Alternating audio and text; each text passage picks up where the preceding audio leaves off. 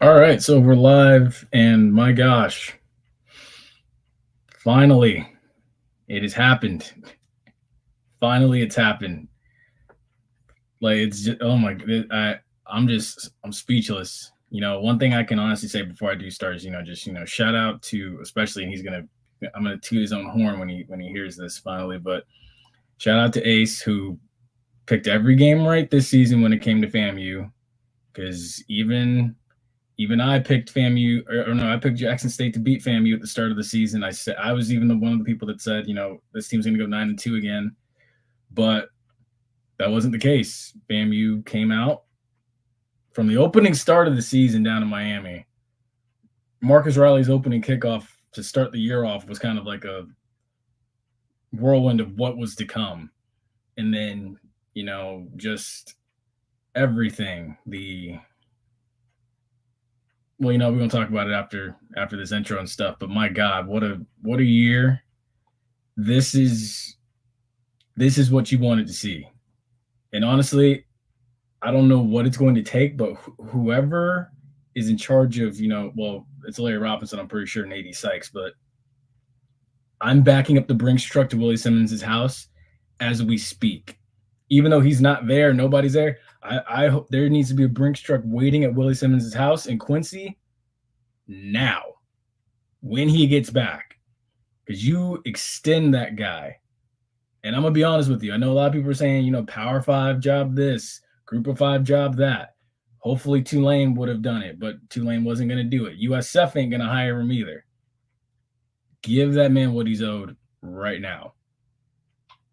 I see the comment section already starting to fill up. If you are watching on Twitter, head over to YouTube, leave a comment. I don't know why I keep saying verified or anything, or notified or whatever it's saying, but head over to YouTube and we'll definitely talk about this. And also head over to Facebook if you have a Facebook account and watch our name on Facebook. It's really just right there in the center of the screen, Penalty Talk. But yeah, so we're going to roll this intro. We're going to react. FAMU is HBCU National Champions. There is no debate. There's no more discussion. There's no more Blue Blossom Classic t-shirts. There's no more praying for FAMU to lose. All of that is over and done with. We're going to react, and it's going to be fun. So comment section is open to anybody and everybody. Let's go.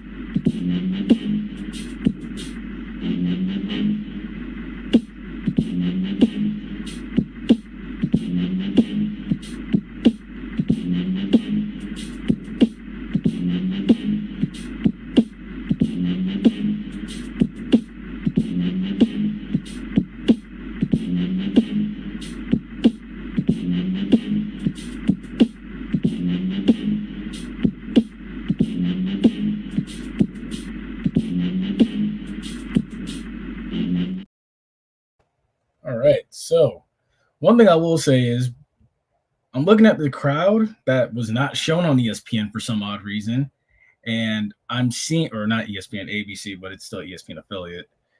And I'm wondering, why are people on Twitter saying one thing when a totally opposite thing happened? Because I see a sea of orange and green that showed up. A huge sea. Comment section's open. Here we go. Yeah, so those of you watching on X or on Twitter, it says joined. I don't know why. Head over to YouTube. Champion. Yeah, I know. Finally. Oh my gosh. And what's funny about it is, Charles McClellan prayed for this moment to see his conference finally bring home another one. And quite honestly, FAMU did save the SWAC.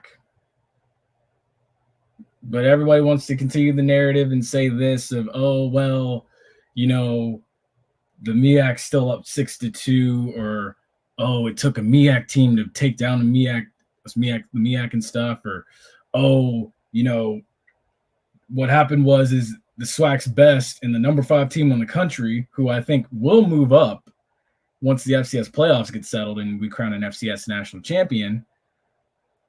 They struggled with a 6-5 team. But here's the thing. Those of you saying that FAMU struggled with this 6-5 team, mind you, this 6-5 team is the conference champion coming out of the MEAC. Also, too, mind you, this 6-5 team blew out the team that represented HBCUs in the FCS playoffs and beat them worse than Richmond did. Almost about as worse. About the same. Go ahead and make Willie the first $1 million a year coach, HBCU football. If you got the money to do it, by all means, do it, because that will keep him around for a while. And quite honestly, Willie Simmons already said it in a 220 QB club meeting, which, by the way, they're on YouTube Live, like how we're live on YouTube right now, every Wednesday. He said it. Nobody has reached out. If they do, and he takes it, it'll come straight from him. That is the truth. It won't come from Pete Thamel. It won't come from Paul Feinbaum or Heather Dinich or anybody else. It'll come straight from him. And he's already planning on being back next year. And he's going to reload this roster. I'm letting y'all know now. That arms race is getting serious. I know Jackson State's made some moves already. But let Coach Rishper start to get his win. Let him enjoy this tonight. Tomorrow morning, I guarantee he'll probably be right back on it. And a lot of guys just saw the culture of what FAMU has in their locker room, outside of Why Not Us, and then aside from sticking together through what the load of crap that you went through at the start of 2022. Now they see, my God, this is a damn good football team. They fought through all this adversity, all this crap they went through since Willie Simmons took over in 2018, and they're still standing like this, finally at the top of the mountain. Yeah, very true. I'm paying Willie Simmons whatever he wants. Definitely am.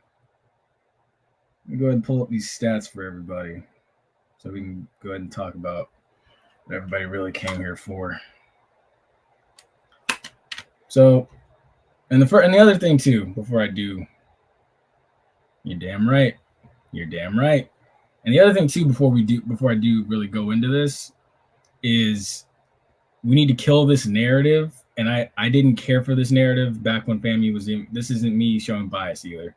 I didn't care. I didn't think much of this narrative when FAMU was in the MEAC. I don't care for it when FAMU's in the SWAC.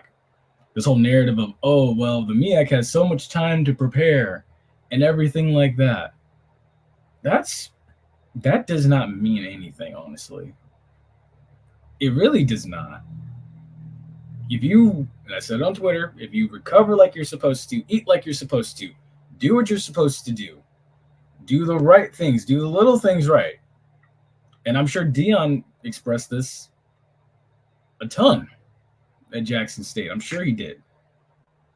And Willie Simmons has reiterated it from day one. And honestly, when I interviewed Coach Henry kept harping on it as well, because Coach Henry wouldn't take the cheese, which is, I think that's 2 weeks ago's Run and Gun podcast, by the way, if you want to go find it. Doing the little things right. If you prepare like you're supposed to, you're going to win the game. Doesn't matter how much time you had off. Doesn't matter, oh, well, they're more rested. They got more guys back than we did. No. 11 at the time is what you put on that field, in between those white lines, in between whistles. And may the best man win. And quite honestly, at first, Howard jumped out. And looked excellent. But They couldn't finish. They just couldn't.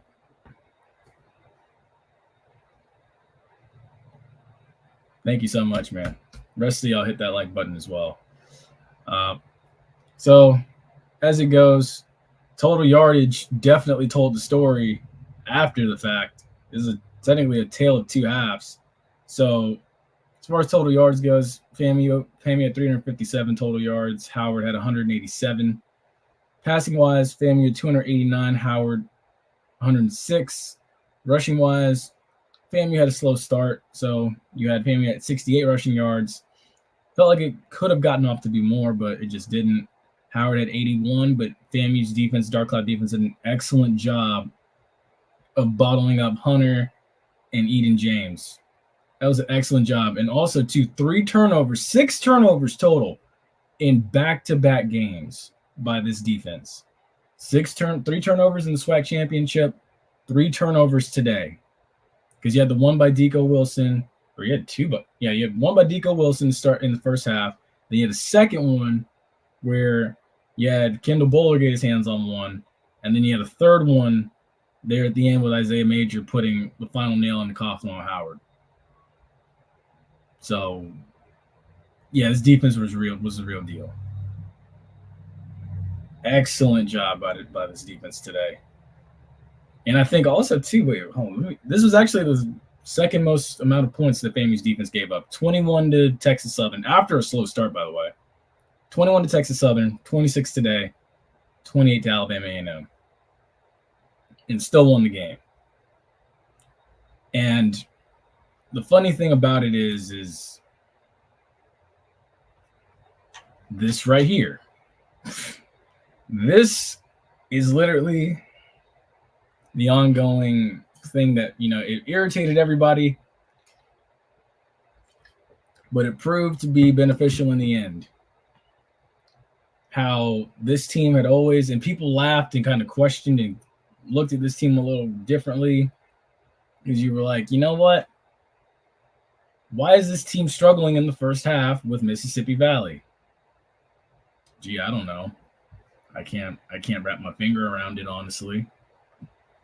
But then you look at it today, or really, this is how I looked at it. Bad first half in one game, good second half in another game. And then you come to this game. Mind you, the game before, FAMU had played an excellent first half against. Yes, that part too. But yes, mind you, FAMU played an excellent first half against Prairie View. Excellent. What happens the next game? Second half. FAMU comes out in the second half and really starts putting toe to leather and playing with grit. And then as well too, this, and I said, and I've been saying this since the Southern game last year. FAMU's just a more mentally tough team than a lot of these schools. It's just the fact. It's obvious. FAMU was more mentally tough than A&T. When A&T was in the MEAC, FAMU's got over the hurdle and is now a more mentally tough team than every school in the SWAC. And will likely be that way again because of strength and conditioning, recovery, coaching, much better. The attention to detail is there. A lot of these other SWAC schools do dumb things to kind of cost themselves. And then again, you saw it today against the MEAC foe. FAMU made the plays when they had to. You had a dumb couple of play calls there, like running it on 3rd and 1. And you had another dumb play call where you threw a screen out there, and I don't know why you would do that on the short side of the field. It had a close game, but FAMU is still a more mentally tough team than a lot of teams out there, especially in the HBCU realm. Yeah. Those of you joining on X, just come on over to YouTube and Facebook. That's how your comment's gonna get seen. You're not gonna do that. So at the same time too, so looking back at it from today, looking at the box score, Jeremy Musa, this is how he goes out: 19 of 32, 289 yards, 3 TDs, 2 interceptions. Terrell Jennings, 19 carries, 68 yards, 1 TD. Proved beneficial. Kelvin Dean as well, Who was your leading receiver today, by the way? Three carries, 10 yards, and then 3 receptions, 87 yards, and 2 TDs. And then Kamari Young right behind him, old reliable. 3 receptions, 78 yards. On the other side, and hell of a job by the Dark Cloud defense. Quentin Williams, 3 carries, -5 yards. He was 14 of 27, 106 yards, 3 interceptions today. Eden James, son of Pro Football Hall of Famer Edgerrin James, 12 carries, 55 yards, no TDs. Only rushing-wise, Jarrett Hunter and Casey Hawthorne, 9 carries, 24 yards for Hunter, 1 TD, 2 carries, 6 yards, and 1 TD for Hawthorne. Both early in the game. Really, FAMU was outscored 16-10 in that first half, came out second half, outscored Howard 20-10. And really, you held Howard to you shut out Howard's offense. Howard's offense was neutralized in that second half. Really, after the first quarter, Howard's offense was neutralized because when they showed that they had to go the full length of the field finally, it wasn't going to work. It just wasn't going to work. Now, short field wise, you kept giving them short fields. They'll take that all day. But this team wasn't driving 80, 90, 70 yards to go get a TD. I couldn't see it. But it was good to see FAMU finally calm down, finally relax, finally, come together, stay together in the moment. My only criticisms are, truthfully speaking, certain scenarios have to be better as far as, with the play calls. And then there needs to be some form of discipline, more heavily emphasized, because you can't have guys spitting on people. That's just, I'm pretty sure if outside of those white lines on the street somewhere, you get arrested for that. And in reality, someone gets their ass kicked and someone probably, no, I'm not going to go that far. But yeah, someone's probably getting their ass kicked in that case too, out on the street. And then also, too, Anthony Dunn, I get he's a sophomore, but a lot of maturation has to occur going forward for him, I think, for him to really evolve into being a top-tier pass rusher. He's a great one, make no mistake about it, but going forward, the guy has to mature a little bit more. If they're holding you like that, the more you complain and kind of whine and do all that stuff, it's not going to work in your favor with these officials, especially from an FBS conference. Or group of 5 conference, if we want to be politically correct. But eventually, as you saw, once they did start to kind of see it, then they were making the calls. And it worked out in FAMU's favor. So the other thing as follows too. Oh, Ian White. Okay, so as far as interceptions go, so as far as Moose's 2 interceptions, they were to Carson Hinton and then Ian White. And then on FAMU's side, again, as I stated earlier, Deco Wilson had his interception for 28 yards. Kendall Bowler, 1 interception. Isaiah Major also 1 interception. And that is practically how it went. And then if you look at the scoring, play-by-play, it opened up, Howard short yardage, 4 plays, 27 yards with 131. Yes, it was 131 left. Oh, no. It took a minute, 31 seconds to score. And then after that, again, FAMU gave him a short field once again to work with after, a face mask call that you thought was going to go back for a touchdown, but didn't. Howard capitalizes off of that again, 14-0 Howard. And then FAMU finally gets on the board. Terrell Jennings punches it in. And then after that, Musa gets a safety off of horrible protection and stuff by the offensive line, but they eventually come around. And then things kind of start to turn after that. Deco Wilson gets the interception, and then you have a field goal by FAMU going into the half. FAMU's coming out in the second half. They're going to receive it. And also, too, I will say kudos. Howard, I can't believe it actually took Howard a whole first half to kind of realize, maybe we shouldn't be kicking to Marcus Riley, which I didn't understand that. That was one of the major mistakes, because then you're constantly giving FAMU a shorter field to work with. But eventually in the second half, they finally caught on to it, which that should have been something that you opened the game up with. But nevertheless, after FAMU gets the field goal, they score again. 12 plays, 83 yards. And it ends with Jeremy Musa finding Kelvin Dean for 21 yards for a TD pass. And then following that, you force Howard to punt it again. FAMU comes out and FAMU finds Kelvin Dean again up the seam for another touchdown. And quite honestly, I know the one that everybody wants to talk about is the muffed kickoff return. Honestly, the way I thought it always went was simply put, if you fumble it into the end zone, then it's still live like that. But I guess, and I thought it should have been a safety wholeheartedly if he put his knee down. I was not entirely too sure, but I guess it is ruled dead. But I mean, honestly speaking, part of me is like, damn, I kind of wish Jalen Glaze would have probably hit him a little bit harder and kind of knocked it loose. But, it's fine. It's all good. You still got the W in the end. But nevertheless, after giving up 3 there, 24-19, and then you throw an interception, which I thought was dumb coaching. Honestly, I wouldn't even blame Musa in that aspect. You have to come back out and kind of take control of the game. Excellent call with the flea flicker to Jamari Shareed, and then bingo, game's over right then and there. And with that, FAMU is HBCU National Champs.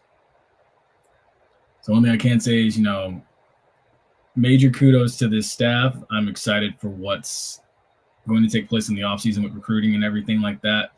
Also, too, looking forward to 2024, which I did promise I would look at.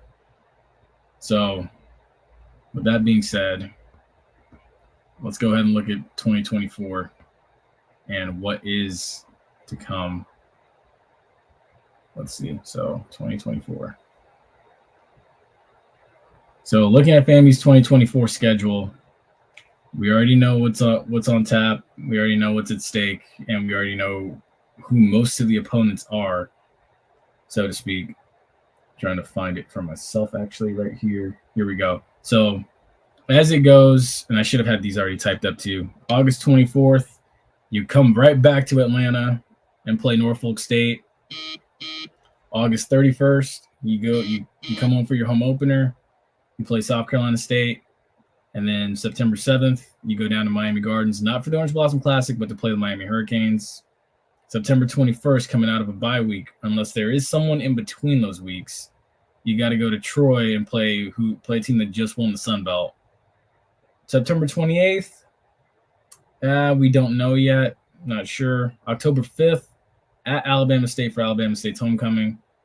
October 12th and 19th, not sure who the opponent is. October 26th, the week before homecoming, Southern comes to town. November 2nd is homecoming against Texas Southern, who, by the way, is from what it looks like, I haven't seen anything official yet, but Texas Southern has hired Fred McNair. November 9th, no date yet, no opponent set yet, not sure who. November 16th, not sure yet either. November 23rd, Florida Classic in Orlando. And you'll be looking for 4 straight against Bethune in that game. And then December 7th, SWAC Championship, FAMU will be looking to try to repeat. And honestly speaking, as far as dates and stuff, we don't know where. We know who the opponents are as far as in the conference, but we don't know what dates. So we know there is a road trip to Jackson State. Jackson State is still, I understand that they're pissy about what happened down in Miami. And I know a lot of them have already been talking and saying, you know what, we've got something for your ass when you come to Jackson. Look, whenever that game is, you're going to be Christians in a very unholy land. And it's up to you. You're going to have to, with a new QB as well, whether it's Muratovic or Ja'Cory Jordan or someone in the portal or someone that you recruit, Kyle Fitzgerald, who is also a freshman, redshirted at that. Someone's got to come in and fill in for Moose and replace him, because at that point now you're looking to repeat. And I'm gonna be honest with you, expect some growing pains. First year of Willie Simmons' offense. Expect growing pains from a QB, unless they just come in right away and just adapt. Shouldn't be any more issues or anything like that with eligibility because of AD Sykes, so everybody should make the road trip. Plus, by then, it's guaranteed that it'll likely be game 3, 4, 5, so you're going to have your bearings and have experience. As well, too, Mississippi Valley comes to Tallahassee. Alabama A&M, Coach Maynard and company, they come to Tallahassee as well. And then you have a road trip where finally you go to Prairie View for the third game. So that Texas road tour it's going to be on. Not sure when, but it's going to be on. So those are your 4 games that have yet to have dates connected to them. So we'll see what happens with that. But, I look at it like this. There's a lot still left to be desired. There's a lot of room. This program can still continue to trend upward. This was excellent exposure on a national stage. Like, a lot of people just saw this. A lot of people woke up this morning, saw Good Morning America, and then saw this, and that's a good thing. You saw the value of Willie Simmons and this staff. You see a program like FAMU from the capital of Florida, and recruits see that. They're like, damn, you know what? I want a piece of that. So Willie Simmons and this staff and Coach Rispers, they're going to have their pick of the litter this offseason. And because of what you just saw, and because of all the new shiny bells and whistles and toys that are coming to that field house now with the Orange Blossom Classic Trophy, the Eastern Division Trophy, the Florida Classic Trophy, the SWAC title, and now the Celebration Bowl title. 5 trophies, brand new on display. Not to mention, you got LeBron James in your back pocket dropping shoes for you damn near every week. Yeah, FAMU's recruiting is lined up in a perfect position. I wouldn't be worried. I think this team's going to reload next season and gear up for another run. Just my 2 cents. And I'm damn excited. I can't wait to actually get to Atlanta to go see this team play against Norfolk State. I really can't. And as it stands right now, I know it'll probably change here in a few because things change and we're not near the offseason yet. But right now, I only see this team losing 2 games next season. And that's to Miami and Troy. Those are the only 2 games I see this team. Those are the only 2 games I see this team losing next year. And I see that, but I also see this team running the table at home again. Because what? That's 3 games you're not at home, plus South Carolina State, Southern, Texas Southern, possibility of a SWAC championship, Mississippi Valley, Alabama A&M. You already had 20 wins at home. You have a chance to climb that streak up to 26 by the end of next season. So we're sitting here now. FAMU could well with all be sitting pretty at 26 straight home wins with the longest streak in the FCS by the end of next year. Very strong possibility. So, yeah. I thought Ace would have joined me by now. I'm surprised he's not even in the comment section, but I think he's away from home right now. So, who knows? But honestly, all in all, I'm proud of this and everything. I'm excited about where this program is about to go for next season. Thank you, everybody, that even if you're watching on Twitter or watching on YouTube or on Facebook, thank you to all of you that have been watching this whole season and, watched the Run and Gun podcast on Wednesday nights, watched me break down and do everything on Saturdays. Don't forget player development, NFL pros, offensive, defensive players of the year. Yeah. Yes.